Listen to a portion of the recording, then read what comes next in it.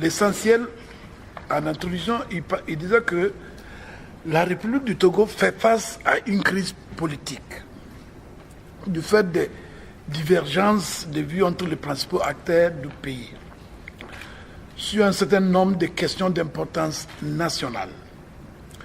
Donc, convaincu que le dialogue est la voie la plus appropriée pour trouver une issue pacifique et durable à cette crise, les acteurs togolais se sont engagés dans un processus de dialogue sur la facilitation de la République du Ghana. Le présent règlement intérieur vise à fournir un éclairage sur les différents aspects du processus de dialogue afin d'en assurer l'efficacité et la transparence. Le règlement intérieur énumère les principaux résultats attendus du dialogue et les principes directeurs. En même temps, il identifie les parties concernées et leurs représentations. Le règlement intérieur présente aussi les modalités pratiques du déroulement du dialogue et fournit une liste des principaux sujets à l'ordre du jour du dialogue.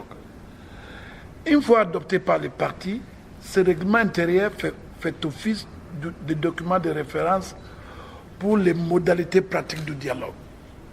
Par la suite, on détaille les principaux objectifs. Ensuite, le document donne les détails des parties qui sont invitées au dialogue, le mode de communication avec la presse suite au déroulement du dialogue. Le comité préparatoire aussi s'est mis d'accord sur un ordre du jour qui sera à la base du dialogue qui commence le lundi.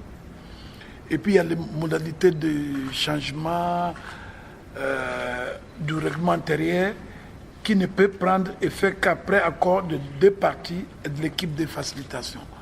Grosso modo, voici le résumé de ce que le ministre a dit.